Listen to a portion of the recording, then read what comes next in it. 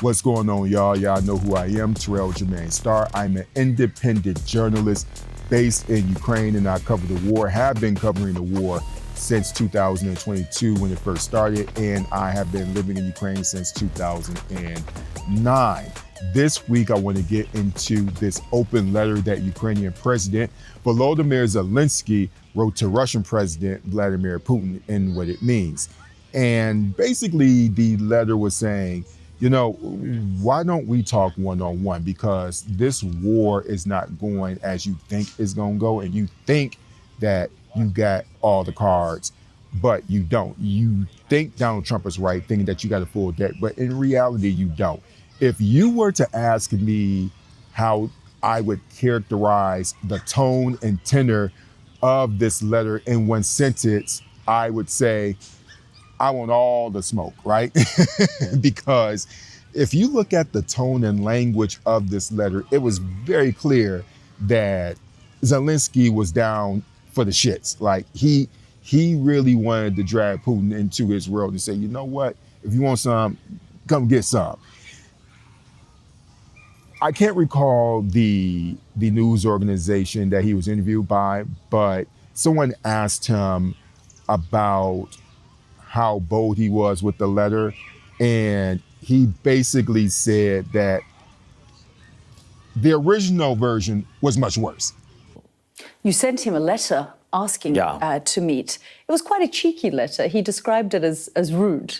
You referenced his age, for example, the number of years he's been in power. You said you've been in power for 26 years. And you didn't read first version. The first version was ruder? Do you want to share with us what your... No. but he rejected the letter almost immediately. Now, it's,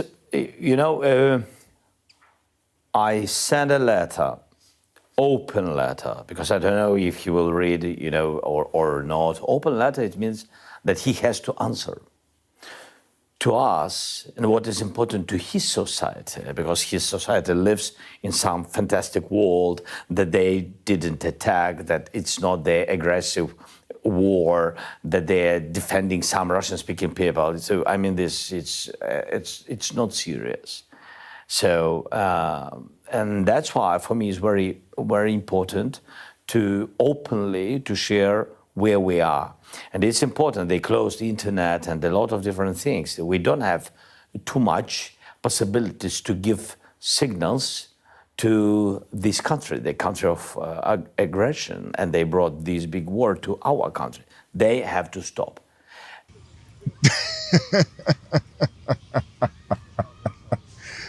Boy, that's the thing. And so Zelenskyy is a showman.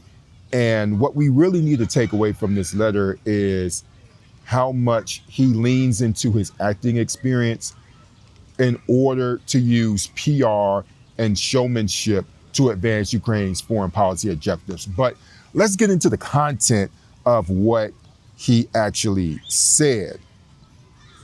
Because, again, as I said, this letter was designed to get Putin to come to the negotiating table, but it was also an open letter because he wanted other people to pick up on the fact that Ukraine is strong, we aren't weak, and we're going to make our own calls. We may need the help of the international community, but we are not completely handicapped. Like, we can make some moves on our own, and we don't need to ask y'all for permission.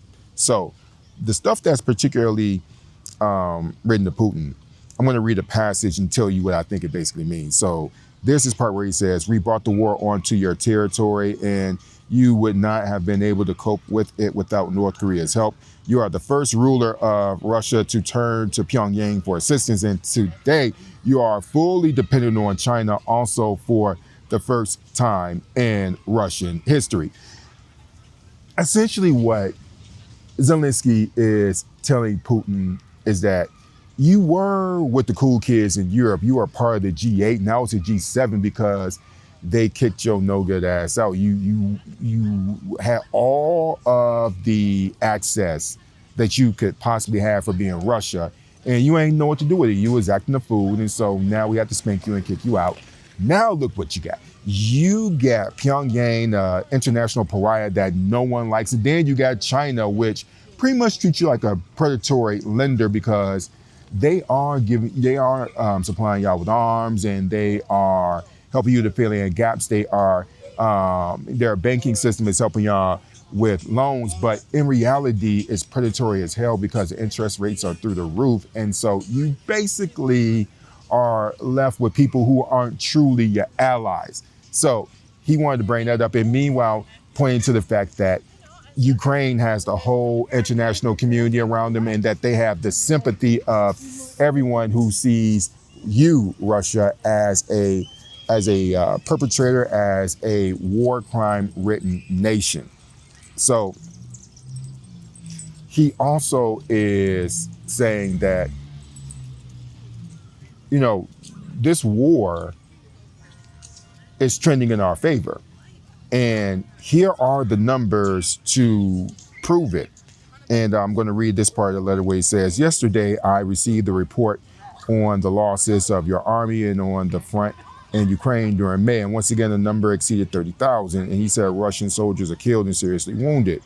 And we've been maintaining that level month after month. And we have video confirmation of every one of your losses. These are not empty claims. And we know that 63% of your battlefield losses are killed, while only 37% are wounded. In the 21st century, no army can afford such a ratio, and that share of those killed will continue to grow. So Ukraine has been advancing when it comes to drone technology, and so as opposed to sending out their own soldiers, they have assault drones that take out thousands of Russian soldiers. And as you all know, there is a crisis or a shortage of men in Ukraine that are available to fight. A lot of it is that Russia is 3 times the size of Ukraine and when it comes to population, but also you have a lot of Ukrainians that are avoiding mobilization by fleeing. And that's a whole nother story. But the way that Ukraine has been able to neutralize this is by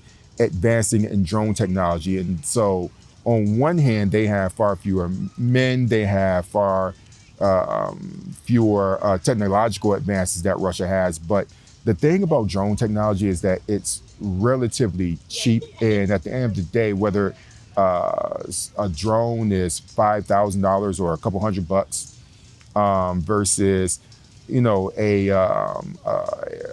a piece of armor that's worth $3 million, if it kills you, it kills you. And so Ukraine is basically telling Putin and the world that even without the United States sending us military aid, even with our aid that Trump cut, we're doing incredibly well without it.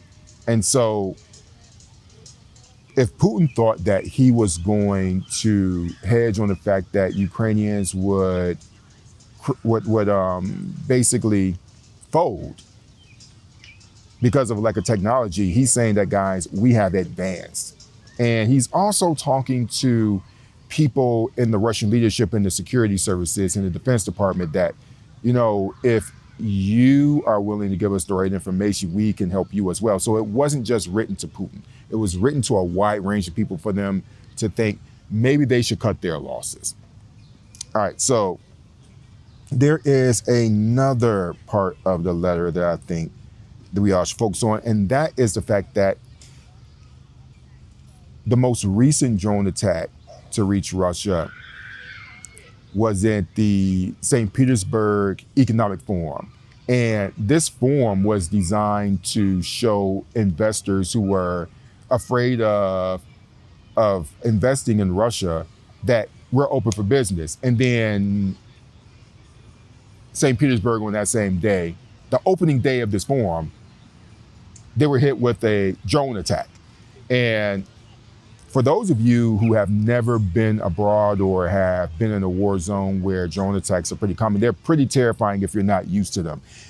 We in Ukraine have been dealing with drone attacks for the past 4 years. And psychologically, you get used to the prospect of it hitting your building, the explosions, and just the trepidation of knowing that in the next 30 minutes you're going to hear explosions. Now, if you're not used to that, that's going to scare you shitless. So just imagine if you're a businessman coming from London or Brussels or here in New York and you go to a country that you've never been to, you have a lot of money, you see the potential, but you're worried that this war is going to hurt your investment, that you're going to lose money. And you say, okay, I'm going to board this train because somebody convinced me that this is a good idea. And then you are sitting in this form, and then you hear someone over the PA saying that shelter in place, we're under a drone attack. And if you've seen the news of these drone attacks hitting Ukraine and thousands of people dying, and you don't want to be one of them. So this letter is saying that this is only going to get worse. And do y'all want this? Do y'all really want this smoke?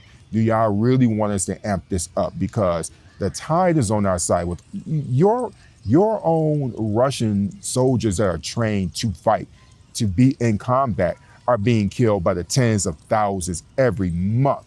But it's on the battlefield, and so it's not as bad. But these drones are now hitting cities. Now, to the Ukrainians' credit, they've targeted military sites. They're not like the Russians who act like barbarians and they hit civilian targets, and they specifically target old ladies walking down the street. And by the way, there is actual video footage of drones targeting old ladies. So it's really barbaric shit. But the thing with Zelenskyy is he's showing that, you know, after going into the 5th year of this war, we were the country that was supposed to have fallen in 3 days. Russian tanks' Victory Day was supposed to be taking place on Kreshchatyk Avenue, but that isn't happening. The city is littered with destroyed Russian armor to show our citizens that we are kicking your ass and we're fighting back and we ain't no punks, right? So no one really expected Putin to say that, yeah, let's sit down and talk now.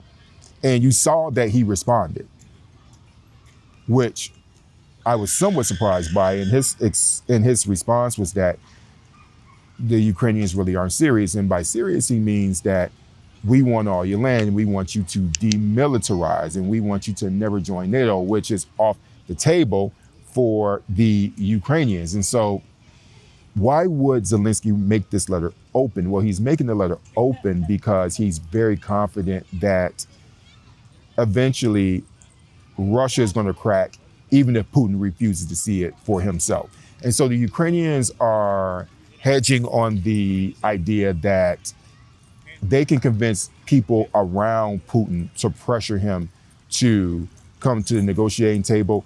By bringing up the number of dead, he's also saying that eventually you're not going to have enough people to send to Ukraine to die, and you're going to have to mobilize. And I know you don't want to do that because you're afraid that your people are going to revolt. And so for the Russian people, they're looking at this and saying, hey, maybe a year from now, if it gets worse, I don't want to get mobilized. So I need to really think about hitting the streets, risking my life to protest, because in Russia, there's so many infrastructure dynamics regarding the law, regarding police enforcement, that make it nearly impossible for people to protest. But if tens of thousands of people are being killed on the battlefield, I don't want to be one of them. So that's something to think about. Now, so the really cool thing about this letter is that you can tell it was PR. Like I said, no one really expected Putin to take the letter seriously, but it wasn't about that. It was about showing the world that the Ukrainians are strong. It's about maintaining good faith public will and the belief that the Ukrainians can survive. It's about keeping Ukrainians popular. It's showing the world that they are fighting back. It's showing them that without significant military support, we're capable of doing miraculous things in the face of one of the world's biggest military powers. We've been able to neutralize Russia, essentially, and just imagine what we could do if we had more support. So it was a letter that is designed to endear Ukraine supporters even more. It was designed to show leaders in Europe and in Washington that hey, we would like your help, but if we don't get your help, we're going to be all right, right? It's also showing that Ukraine is able to develop its own military infrastructure and its capabilities without Western backing, which is very important. So we are independent, and we are slowly helping ourselves to get out of this rut. And it's a moral boost also for the Ukrainian people. And because Zelenskyy was a former actor, he basically is using his theatrics to help kind of make this into something of a entertainment as well, right? Because he knows people like media are going to be talking about it. He knows that it's going to be trending. And so in addition to having speech writers, Zelenskyy also works with social media. He understands the power of presentation. At the beginning of the war, you all remember him famously telling Joe Biden that I need bullets, not a gun, when he was offered safe passage out of Ukraine. You also remember him constantly posting videos of himself outside with his senior leadership at the start of the war. Basically, he telling Putin, hey, yo, we outside. Yeah, so essentially what is going on here is he is a person who understands image in ways that someone like Putin doesn't. Putin builds his image through bullying, through manipulation, and through using the state, stealing from the state to enrich himself, kind of like Trump does, right? So on the other hand, you have somebody like Zelenskyy who has a personal talent for making people laugh and for driving their emotions. So essentially, in a nutshell, this letter is really designed not just for Putin, but for the rest of the world, to let them know that Ukraine is not as weak as Putin says we are. In fact, we're much stronger, and we were stronger now than we were when the war first started. Let me know what you think in the comments, what you think about Zelenskyy's letter, what you thought about my reaction to it, and what did I leave out? What are some things that I could have said to further bring light to how powerful a use of PR this letter was to advance Ukraine's foreign policy objectives with Russia. Talk to you soon.